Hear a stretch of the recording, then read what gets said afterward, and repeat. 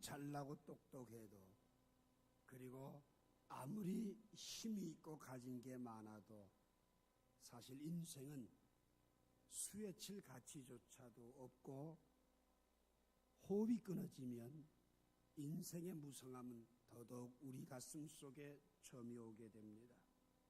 살아있을 때 대단한 것 같고 모든 것을 할 수 있는 것 같지요. 그러나 그 인생이 하루아침에 무너져버리는 한 줌의 흙이라고 하는 사실을 얼마나 우리는 공감하며 살아가는지요. 내가 한 줌의 흙으로 돌아가야 될 것을 늘 가슴 속에 인식하지 못하고 살아가는 삶의 순간은 믿음도 아니고, 또한 인생의 참된 사명을 향한 걸음도 아니라고 하는 것입니다. 세상에서 가장 맛있는 게 뭐냐 하고 물으면 권력이라고 대답을 한답니다. 이 권력이라고 하는 건 얼마나 좋기에 자식에게도 나누어 줄 수 없다라고 한답니다. 근데 참 재미있는 건요, 권력 그러면 정치권의 싸움만 여러분 연상을 하지, 실제 가장 작은 단위인 가정도 말할 수 없는 권력 싸움으로 풍부해져 있습니다. 아내는 아내대로 패권을 지겠다고 소리를 질러대고 호령을 해댑니다. 그래도 나는 가장인데 가장을 뭐로 보는 거야 하면서 소리를 질러대고, 자식들은 자식들 나름대로 자기 나름대로의 패권을 지기 위한 몸부림들을 치고 있습니다. 교회 안에도 가거니요, 사회 생활 속에 들어가 보면 직장의 일터라고 하는 것도 패권잡이로 모두가 다 혈안들이 되어져 있습니다. 성경 속에서 가장 권력을 멋있게 줬던 사람, 가장 멋진 권력자 중에 하나, 그러면 오늘 여러분과 제가 읽은 느부갓네살 왕입니다.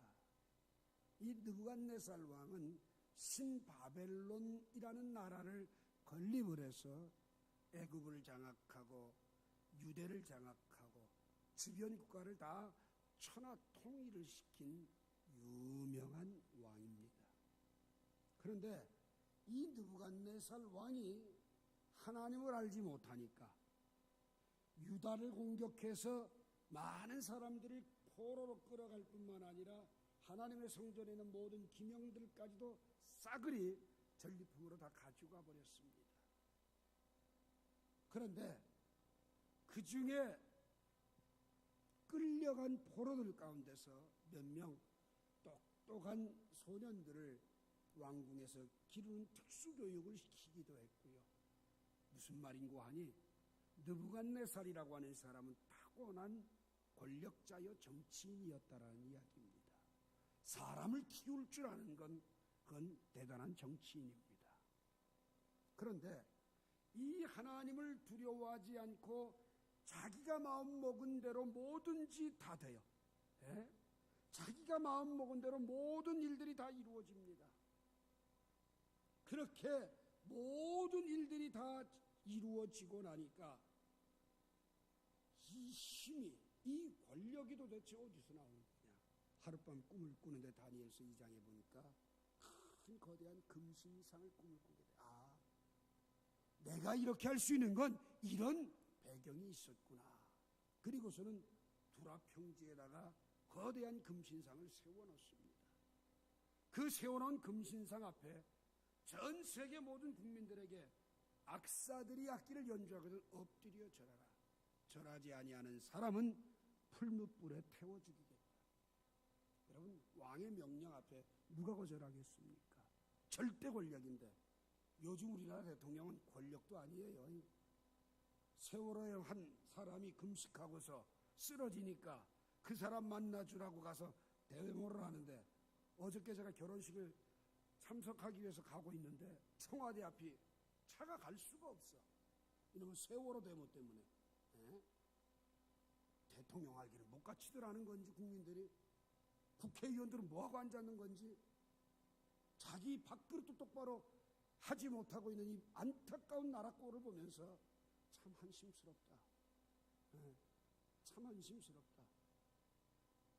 교황이 만나서 악수해줬다고 대통령도 가서 만나줘야 되냐 그 말이요. 아니거든요. 저는 오늘 여기서 얘기 드리고자 하는 건 뭐냐, 그처럼 큰 권력을 가지고 세계를 제패하는 대국을 세웠지만 천하호령을 하고 금신상까지 세웠고 거기에 절하지 않는 사람 풀물에 집어넣는 극형까지도 처했지만 오늘 본문에 보니까 하나님이 그의 머리 한 군데를 툭 건드려 놓으니까 어떤 꼴이 됐느냐. 여러분 32절 한번 보십시오. 32절. 사람에게서 쫓겨나서 들짐승과 함께 살면서 소처럼 풀을 먹을 것이고 이와 같이 7대를 지내서 지극히 높으신 이가 사람의 나라를 다스리시며 자기의 뜻대로 그것을 누구에게든지 주시는 줄 알기까지 7년이란 세월을 짐승과 같은 삶을 살았어요. 정신병자의 삶을 살았어요. 우리가 아무리 건강하고 똑똑하고 잘난 것 같아도 가장 작은 신체의 한 분만 하나님 터치하시면 여러분과 저는 걷잡을 수 없는 인생, 출입조차 할 수 없는 인생이요. 그렇다면 그렇게 대단한 권력도 7년 동안 짐승과 같은 삶을 살았던 느부갓네살을 통하여서 여러분과 제가 어떤 교훈을 받아야 되겠냐 그 말이에요. 첫 번째로 모든 사람은 하나님의 주권 아래에 있다고 하는 겁니다. 30절과 31절 봅시다.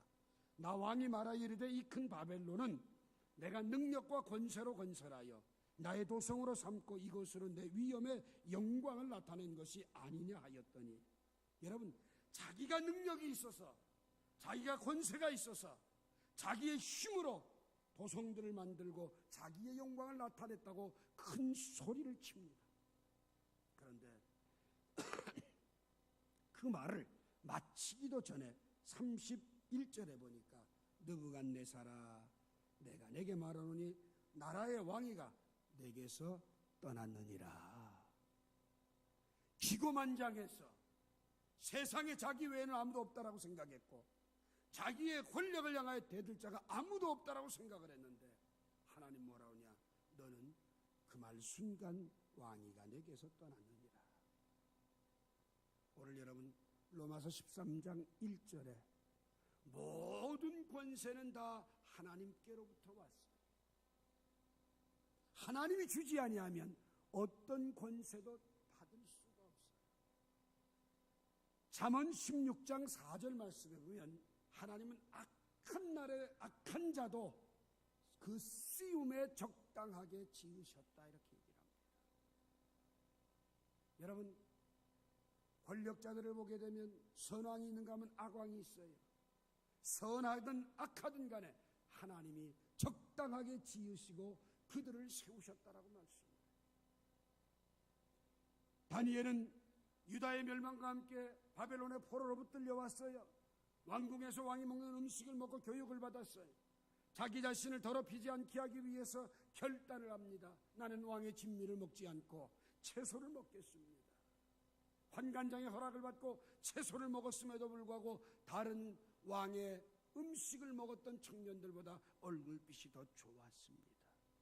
그렇게 믿음의 순수성을 지키고 있는 다니엘에게 다니엘서 1장 20절에 보면 다른 사람보다 20배의 지혜를 주셨다. 10배의 지혜를 주셨다. 다니엘서 1장 20절에 10배의 지혜를 주셨다고 얘기해요. 오늘 여러분과 제가 믿음의 정절을 지키고 나름대로 신앙의 선을 긋고 그대로 내가 지켜나가는 중요한 원리 가운데 하나 뭐냐? 그러면 하나님 쓰십니다. 작정해놓고 이틀 3일 가면 다 무너져버리는 사람 하나님 은혜 안 베풀어 주셔요. 여러분이 여러분의 신앙생활에서 내 자신을 지키기 위해 믿음의 선을 딱 긋고 그 자신을 믿음 안에 세워가기 위해서 여러분을 헌신하고 드린다면 다니엘처럼 하나님은 반드시 10배의 지혜를 뛰어나게 해주실 거예요. 지혜를 주시니까 어떻게 해요? 임금 옆에서 조언하는 자가 돼요. 지혜만 있으면 얼마든지 출세할 수 있는 거예요. 오늘 여러분 직장 생활하면서도 하나님이 여러분에게 뛰어난 지혜만 주시면 여러분 거기에서는 얼마든지 머리 될 수 있다는 겁니다. 왜? 시대는 지혜가 모자라지. 지혜 있는 사람이 찾기 힘든 때지요. 지혜만 있으면 얼마든지 쓰임을 받죠. 야고보서 1장 5절에 너희 중에 누구든지 지혜가 부족하거든 꾸짖지 않고 후히 주시는 하나님께 구하라. 그리하면 주시리라고 약속을 해요. 이 지혜라고 하는 건 뭐냐? 하나님 앞에 엎드릴 줄 아는 거예요. 하나님이 주셔야 된다. 하나님의 주권을 인정하는 게 지혜예요. 하나님의 주권을 인정하지 않으니까 오늘 보면 30절에 보니까 내가 능력으로 건설했다. 내가 권세를 가지고 건설했다. 내가 이렇게 영광스러운 것들을 만들었다라고 내가 하고 앉았다는 얘기. 하나님의 주권에서 된 줄은 모르고 자기가 잘나서 자기가 똑똑해서 된 줄로 착각하며 살아가지. 그래서 참된 지혜는 하나님의 손 아래서 겸손한 거예요. 참된 지혜는 하나님 앞에 엎드릴 줄 아는 거고 하나님이 주시는 것 가지고 내 삶을 영위해 나가는 거예요. 그런데 어리석게도 인생은 무엇이 조금만 나아지면 남들보다 뭐가 좀 탁월하다고 한다면 그때부터는 내가 잘났어, 내가 이렇게 했어, 내가 이렇게 뭐든지 이루었다라고 하다 보니 자기 자랑만 하고 결국은 어떻게 됩니까? 하나님을 등지게 된다는 거지. 오늘 여러분과 제가 느부갓네살을 통하여서 하나님이 그를 통하여 쓰시려고 그를 세웠는데도 불구하고 계속해서 자기를 나타내고 자기의 자랑만을 하고 있으니까 갑자기 그 머리 한 부분을 터치해버리죠. 독수리같이 돼버려요. 이슬을 먹고 자라고 산속에 들어가 살고 짐승과 함께하는 미치갱이가 돼버렸어요. 몇 년이나? 7년이나. 돌아온 게 기적이죠. 오늘 이 시간 하나님의 주권 안에서 여러분과 저도 겸손한 믿음의 사람이 될 수 있기를 주의 이름으로 축원합니다. 두 번째로 32절 봅시다. 내가 사람에게서 쫓겨나서 들짐승과 함께 살면서 소처럼 풀을 먹을 것이요 이와 같이 7대를 지내서 지극히 높으신 이가 사람의 나라를 다스리시며 자기의 뜻대로 그것을 누구에게든지 주시는 줄을 알기까지 이르리라 하더라. 33절 바로 그때에 이 일이 나 느부갓네살에게 응함으로 내가 사람에게 쫓겨나서 소처럼 풀을 먹으며 몸이 하늘 이슬에 젖고 머리털이 독수리털과 같이 자랐고 손톱은 새발톱과 같이 되었더라. 여러분 얼마나 기가 막힌 모습입니까? 천하를 호령하던 대제국의 제왕이 하루아침에 정신병자 짐승과 같은 모습이 되었어요. 내게서 왕위가 떠났느니라는 이 말씀을 듣고 겸손하게 엎드리고 그리고 회개하고 잘못했습니다 해야 되는데 그러지 않고 기고만장하니까 교만이 극에 달하니까 결국 그는 하나님의 명령대로 짐승과 같은 삶이 되어버렸어요. 베드로전서 5장 5절 말씀에 보게 되면 하나님은 교만한 자를 물리치시고 겸손한 자에게 은혜를 주신다고 그랬어요. 그러므로 하나님의 은혜 아래서 겸손히 허리를 동이라고 말씀하고 있어요. 야고보서 4장 6절에서도 하나님은 교만한 자를 물리치시고 대적하시고 겸손한 자에게 은혜를 베풀어 주신다고 얘기합니다. 여러분 지극히 높으신 이가 사람의 나라를 다스리시고 자기의 뜻대로 그것을 누구에게 주시는 줄을 알게 하리라. 하나님의 뜻이 내게 임해서 오늘 내가 이렇게 살아갈 수 있다는 것. 하나님의 뜻대로 되어진 것이지 내가 잘나서 된 게 아니라는 것. 여러분 우리는 하나님의 뜻대로 이 말을 자꾸 하게 되면 얼마 전 국무총리 후보자였던 문창극 장로의 얘기가 생각이 날 수밖에 없어요. 우리가 일제 압박의 그 핍박 속에서 식민지 생활한 것도 하나님 뜻이었다. 맞아요. 왜? 마태복음 10장 29절에 보면 참새 2마리가 한 아사리온에 팔리지 않느냐. 그러나 너희 아버지께서 허락하지 아니하시면 그 하나도 땅에 떨어지지 아니하느니라. 기고만장하고 교만해서 하나님을 모르고 멋대로 살아가는 느부갓네살. 그래? 너 한번 맛 좀 봐라. 그리고 그의 신체 한 부분만 툭 터치하니까 짐승과 같이 돼버렸어요. 그 짐승과 같이 되어서 이제는 네가 내 뜻을 거스르지 않고 내 뜻대로 사는 사람이 되겠느냐? 그때가 되면 내가 너를 풀어주리라. 이 얘기입니다. 오늘 여러분, 우리는 흔히들 주님의 뜻이 뭐냐 물을 때가 많습니다. 주님의 뜻대로 살아야 된다라고 우리는 이야기합니다. 그러면서 우리 자신은 굉장히 타성에 젖어 있어요. 내 계획과 내 원하는 대로 안 되면 그냥 주님의 뜻이고 뭐고 다 집어쳐버리는 경향과 모순들에 빠져요. 그게 바로 교만이지요. 그래서 오늘 보면 33절 말씀에 보게 되면 하나님의 말씀을 받아들이고 그분의 뜻을 내가 수용하지 않게 되면 어떤 꼴이 되느냐? 바로 짐승과 같은 삶을 살게 된다. 오늘 본 말씀. 여러분 35절을 보세요. 땅의 모든 사람들을 없는 것 같이 하여 여기시며 하늘의 군대에게든지 땅의 사람에게든지 그는 자기 뜻대로 행하시나니 그의 손을 금하든지 혹시 이르기를 내가 무엇을 하느냐고 할 자가 없도다. 하나님의 뜻 앞에서는 아무도 아니요 못한다는 거예요. 하나님의 뜻 앞에서는 아무도 부정할 수 없다는 거예요. 하나님의 뜻 앞에서는 아무도 거역할 수 없다는 거예요. 여러분, 오늘 이 시간 그 하나님이 여러분과 제게도 때를 정하시고 그 일들을 이루어 가시는데 하나님의 뜻대로 되기 위해서 명심해야지 될 건 뭐냐? 첫 번째, 교만해서는 안 됩니다. 교만해서는 안 됩니다. 오늘 여러분과 제가 기억해야 될 건 교만이 문제라는 거예요. 내가 뭘 할 수 있다라고 하는 것만큼 무서운 게 없다는 거예요. 그리고 또 한 가지 뭐예요? 하나님을 등지는 거예요. 내가 능력과 내가 권세로 이런 성을 건설하였다라고 생각하는 그 순간 그는 하나님을 등집니다. 우리는 일상의 생활 속에서 내게 일어나는 모든 일들 속에서 여러분과 제 머릿속에 많은 생각들이 여러분의 계획과 여러분의 수단과 방법으로 살아가고 있지는 않은지.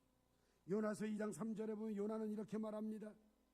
자기의 생각과 자기의 계획을 가지고 살아가는데 어느 날 갑자기 주께서 나를 깊은 바다 속에 던지셨다.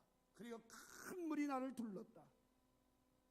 여러분, 주의 파도가 다 내 위에 넘쳐버렸다. 여기에서 여러분, 요나가 어떤 고백을 합니까? 자기 마음대로 자기 계획대로 하나님 앞에서 인생을 살아보았지만 결국 인생은 그분의 뜻 앞에 갇히게 되더라. 주님의 뜻이라고 하는 울타리 안에 갇히게 되더라는. 그래서 라인 홀트니버 교수가 이런 기도를 해요. 하나님, 고칠 수 있는 것은 과감하게 고칠 수 있는 용기를 주시고 고칠 수 없는 것은 있는 그대로 받아들일 수 있는, 용납할 수 있는 넓은 마음과 침착함과 냉정함을 주옵소서. 그리고 고칠 수 있는 것과 고칠 수 없는 것, 이 둘의 차이를 구별할 줄 아는 지혜를 허락해 주옵소서. 저는 참 이 기도를 굉장히 좋아하고 많이 드립니다. 아무리 기도해도 안 되는 건 뭐예요? 있는 그대로 받아들이라는 겁니다. 그게 하나님의 뜻이니까요. 그리고 하나님의 뜻이 명백히 있어 이건 고쳐야 된다.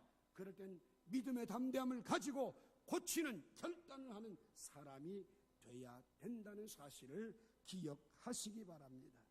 인생을 살아가면서 참 많은 사람들이 얼마나 어리석은지 몰라요. 아모스 4장 13절 말씀을 보게 되면 보라, 산들을 지으며 바람을 창조하며 자기 뜻을 사람에게 보이며 아침을 어둡게 하며 땅의 높은 데를 밟는 이는 그의 이름이 만군의 하나님 여호와시니라. 여러분, 자기의 뜻을 보여주셔요. 그런데 우리가 교만해지면 그 뜻대로 순종을 안 해요. 하나님을 등지게 되면 그 뜻을 거스리게 된다 그 말입니다. 그래서 여러분과 저는 이 세상을 살아가면서 진정 믿음으로 살기를 원한다면 내 뜻보다는 하나님의 뜻을 먼저 찾고 구하는 믿음의 사람들이 될 수 있기를 주님의 이름으로 축원합니다. 이사야 55장 10절에 보게 되면 비와 눈이 하늘로부터 내려서 그리로 되돌아가지 아니하고 땅을 적셔 소출이 나게 하며 싹이 나게 하여 파종하는 자에게 종자를 주며 먹는 자에게 양식을 줌과 같이 하나님의 입에서 나오는 모든 말씀도 헛되이 돌아오지 아니하고 하나님의 기뻐하는 뜻을 이루며 내가 보낸 일에 형통하리라고 약속을 해요. 그래서 오늘 이 시간 두 번째로 여러분과 제가 내 삶의 환경 속에서 고백해야 될 건 뭐냐? 내 뜻대로가 아니라 아버지의 뜻대로 되도록 기도하시고 구하는 여러분과 제가 되길 바랍니다. 마지막 세 번째로 36절 봅시다. 그때 내 총명이 내게로 돌아왔고 또 내 나라의 영광에 대하여도 내 위엄과 광명이 내게로 돌아왔고 또 나의 모사들과 간원들이 내게 찾아오니 내가 내 나라에서 다시 세움을 받고 또 지극히 위세가 내게 더하였느니라. 그러므로 지금 나 느부갓네살은 하늘의 왕을 찬양하며 칭송하며 경배하노니 그의 일이 다 진실하고 그의 행하심이 의로우시며 교만하게 행하는 자를 그가 능히 낮추심이라. 무슨 말입니까? 그가 7년을 지나서 멀쩡한 사람으로 돌아와 다시 왕위를 복지겠다. 여러분, 사실은 7년 동안 왕이 미친 병이 됐으면 왕권이 바뀌어야 될 거 아닙니까? 바뀌지 않은 것도 기적. 그리고 그가 7년 만에 돌이켜서 똑바로 제정신이 돌아왔고 하나님을 찬양하는 사람이 되게 되노니까 모든 권세와 위엄을 다시 그에게 주셨다. 한번 정신병 걸리면 영원히 정신병자로 인생 끝나는 게 아닙니다. 일정 기간이 지나서 돌아왔어요. 왕의 직무를 할 수 있는 총명이 왔어요. 교만하여서 하나님 앞 징계를 받고 난 뒤에 그는 완전히 달라졌어요. 과거에는 자기 권력에 집착하고 도취되어 있었는데 지금은 모든 일에 하나님을 찬양하고 감사하는 사람으로 바뀌었어요. 이제는 자기 영광 받기 위해서 금신상도 세우는데 이제는 그저 오늘 본문 말씀에 보게 되면 세 가지 동사가 나와요. 감사, 찬양, 존경. 한번 따라 합시다. 감사, 찬양, 존경. 예. 그저 하나님의 은혜를 깨닫고 나니까 무조건 다 감사해요. 하나님의 은혜를 깨닫고 나니까 그저 다 찬양할 것밖에 없어요. 그리고 하나님만 높여드리고 존경하고 싶은 마음이 그 안에 있게 되었다고 말입니다. 오늘 여러분 느부갓네살 왕에게 왜 이런 회복의 은혜를 주셨을까요? 세상의 악한 왕도 내 손 안에서는 잡힐 수밖에 없다는 거예요. 하물며 여러분과 저 하나님의 능하신 손 아래에서 붙들림 받기를 주의 이름으로 축원합니다. 그게 하나님의 주권 아래 사는 인생. 내 계획과 내 뜻이 아무리 바른 것 같아도 그것은 다 수포로 돌아가는 거예요. 그분의 뜻대로 이루어지도록 하나님의 뜻을 구하는 여러분과 제가 되길 바라요. 그리고 마지막으로 하나님이 필요하시면, 주께서 원하시면, 주께서 회복시켜 주시면 모든 일들이 아름답게 될 줄로 믿습니다. 이사야 43장 21절에 내가 나를 위해 이 백성을 지었나니 나의 백성으로 하여금 찬송을 부르게 하려 함이라고 말씀했어요. 히브리서 13장 15절에서는 우리는 예수로 말미암아 항상 찬송의 제사를 하나님께 드리자. 이는 그 이름을 증언하는 입술의 열매니라라고 말씀을 했어요. 전도서 5장 1절에 보면 가까이의 말씀을 듣는 것이 우매자의 제사를 드리는 것보다 낫다고 그랬습니다. 사무엘상 15장 22절에 보면 순종이 제사보다 낫다고 그랬어요. 하나님의 말씀을 들으려고 하는 것, 그것이 바로 오늘 여러분과 제가 하나님의 자녀된 모습의 회복이라는 겁니다. 로마서 10장 17절에 보면 믿음은 들음에서 난다고 그랬어요. 요한복음 5장 24절에 보면 내 말을 듣고 나 보내신 이를 믿는 자는 영생을 얻었다고 했어요. 여러분과 제가 하나님의 주권 아래에 있는 인생이요, 하나님의 뜻대로 되는 인생이요, 또한 하나님의 필요에 의해서 우리는 얼마든지 쓰임받을 수 있는 존재임을 꼭 기억하시고 이 믿음으로 승리하는 삶, 내 인생에 구부러진 굴곡된 인생의 삶이 아닌 하나님이 쓰시는 아름답고 복된 모습들로 영광 돌릴 수 있게 되기를 주의 이름으로 축원합니다. 기도하겠습니다. 좋으신 하나님 감사합니다.